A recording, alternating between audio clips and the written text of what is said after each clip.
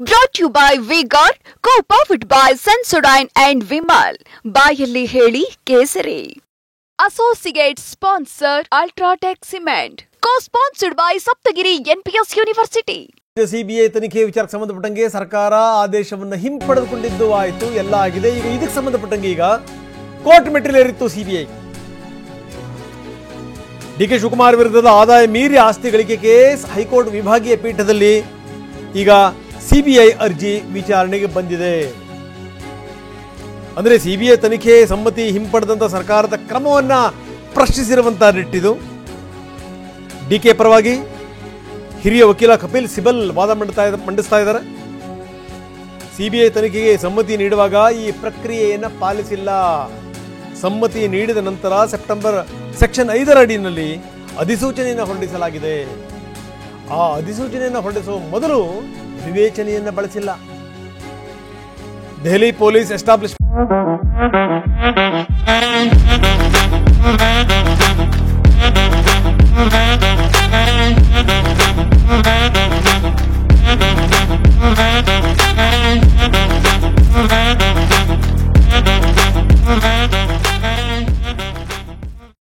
ಕಾಯ್ದೆ ಅನುಸರಿಸಿಲ್ಲ. ಯಾವ ಸೆಕ್ಷನ್ಗಳ ಅಡಿ ಅಪರಾಧ ಇದೆ ಅಂತ ಅದರಲ್ಲಿ ಸ್ಪಷ್ಟವಾಗಿ ತಿಳಿಸಿಲ್ಲ. ಗಣರಾಜ್ಯ ಪದ್ಧತಿಯಲ್ಲಿನ ನಿಯಮಗಳನ್ನು ಇವರು ಪಾಲಿಸಿಲ್ಲ. ಹೀಗಾಗಿ ಸಮ್ಮತಿ ನೀಡಿದಂಥ ಕ್ರಮ ಇದೆಯಲ್ಲ ಸರ್ಕಾರದ್ದು, ಆಗ ಇದು ಕಾನೂನು ಬಾಹಿರ. ಯಡಿಯೂರಪ್ಪ ಮುಖ್ಯಮಂತ್ರಿ ಆಗಿದ್ರು ಆ ಸಂದರ್ಭದಲ್ಲಿ.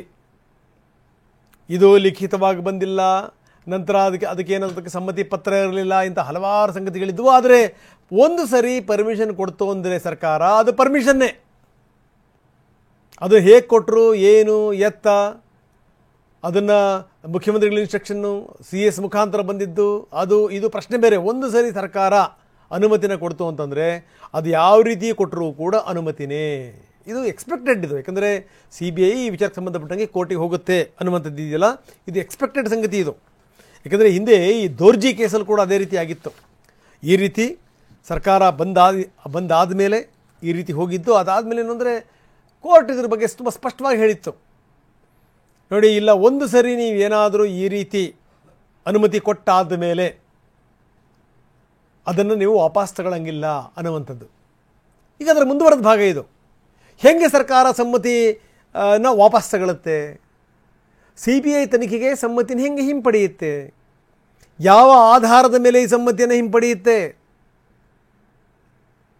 ಸೊ ಇದಕ್ಕೆ ಸಂಬಂಧಪಟ್ಟಂಗೆ CBI ಕೋರ್ಟಿನ ಮೊರೆ ಹೋಗಿತ್ತು.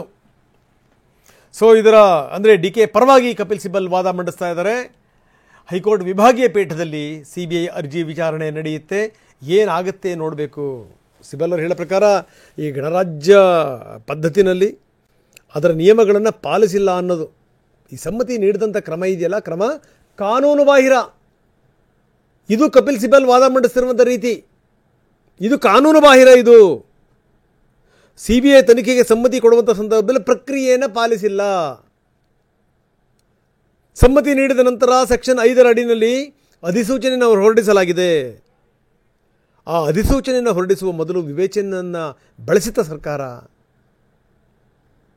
ಇವೆಲ್ಲ ಪ್ರಶ್ನೆಗಳನ್ನು ಕೇಳ್ತಾ ಇದ್ದಾರೆ. ಆದರೆ ಒಂದು ಸಂಗತಿ ಏನಂದರೆ, ಒಂದು ಸರಿ ಸಮ್ಮತಿ ಕೊಟ್ಟಾದ ಮೇಲೆ ಅದು ಸಮ್ಮತಿನೇ.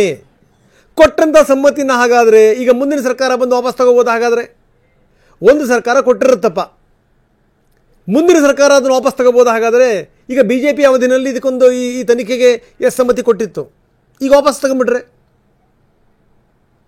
ಆದರೆ ಲಾಯರ್ ಹೇಳ್ತಾರೆ ಈ ಸಮ್ಮತಿ ಕೊಟ್ಟಂಥ ರೀತಿನೇ ಕಾನೂನು ಬಾಹಿರ ಅಂತ. ನೋಡಬೇಕು ಏನಾಗುತ್ತೆ ಅಂತ.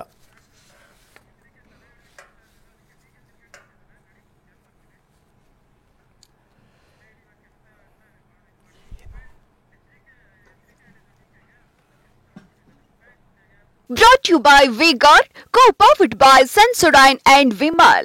ಬಾಯಲ್ಲಿ ಹೇಳಿ ಕೇಸರಿ. Associate sponsor Ultratech Cement. Co-sponsored by Saptagiri NPS University.